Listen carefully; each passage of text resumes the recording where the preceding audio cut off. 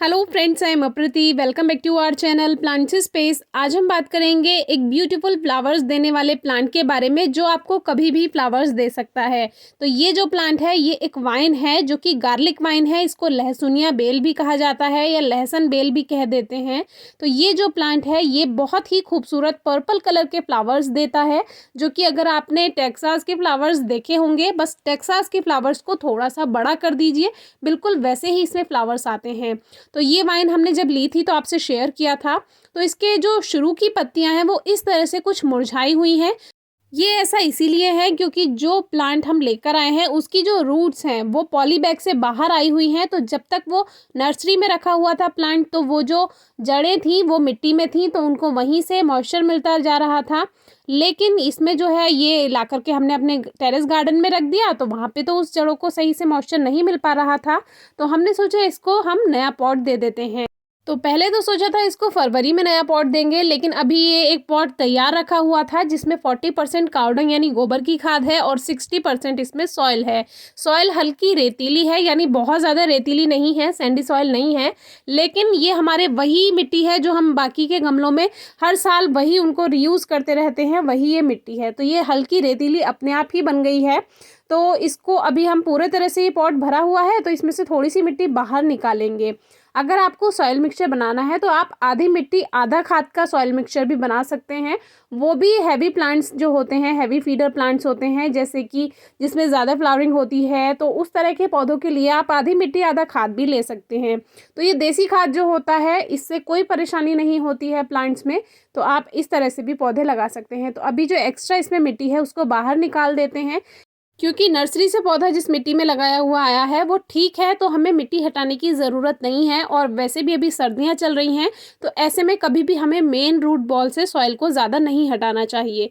तो वैसे तो फरवरी में हमें करना था इसको रिपोर्ट, लेकिन जो पॉली बैग वाले प्लांट्स होते हैं फिर उनकी केयर ज़्यादा करनी पड़ जाती है, क्योंकि अभी सर्दियाँ हैं और सर्दियों में हमें पानी पर सबसे ज़्यादा ध्यान रखना है। तो कभी कभी ऐसा होता है कि अगर हमने ध्यान नहीं दिया और ये पानी देने से रह गया तो ये सूख भी सकता है। जैसे कि आपने पैशन प्लांट के बारे में कल वीडियो देखी ही होगी, उसमें पता ही नहीं चला था कि मिट्टी अंदर सूख रही है। तो ज़रूर चेक कीजिएगा, आपको काफ़ी उससे सीखने के लिए मिलेगा।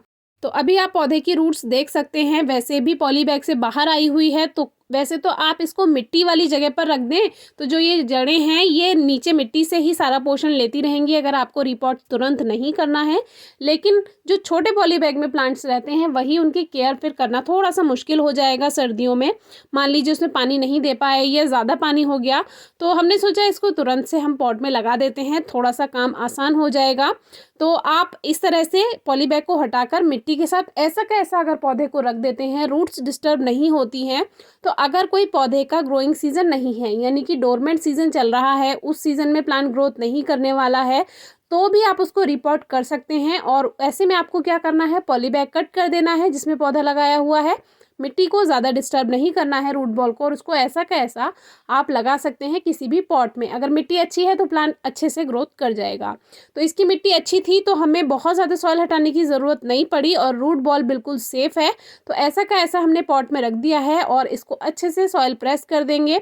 जब भी आप कोई प्लांट रिपोर्ट करते हैं तो एक बात का सबसे ज़्यादा ध्यान रखना है कि जो प्लांट का तना है, यानी जो स्टेम है, वो मिट्टी के लेवल तक रहे, यानी रूट पोर्शन ही मिट्टी में रहना चाहिए और जो प्लांट का स्टेम है वो मिट्टी से थोड़ा ऊपर ही रहना चाहिए। नहीं तो जब आप वाटरिंग करते हैं तो वो जो तना है वो लगातार उसमें मॉइस्चर बना रहता है और प्लांट ज़्यादा इसी वजह से बीमार होता है कि रूट्स को तो पानी मिलता ही है, ओवर मॉइस्चर हो जाता है, लेकिन जो स्टेम है वो भी फिर पानी में ही रहता है, लगभग नमी में ही रहता है। तो उसको ओवर मॉइस्चर मिलेगा तो फिर वो भी गलना शुरू हो जाएगा। तो इस बात का आप ध्यान रखिए, इसलिए प्लांट को थोड़ा सा उठा करके आपको सॉइल में लगाना है। अब अच्छे से वाटरिंग कर देते हैं, क्योंकि सर्दियां हैं तो बहुत ज़्यादा पानी नहीं देना है, लेकिन एक बार को अच्छे से वाटरिंग कर देंगे तो ये पूरा सेट हो जाएगा जो उसकी रूट्स हैं। और जो इसकी स्टार्टिंग की जो लीव्स थी इसको भी अभी हम कट कर देते हैं। वैसे तो न्यू ग्रोथ अभी नहीं होगी, सर्दियाँ चल रही हैं, लेकिन फिर भी ये देखने में भी अच्छा नहीं लग रहा है और प्लांट की एनर्जी भी वेस्ट होगी। तो सूखी हुई पत्तियों को हम कट कर देते हैं।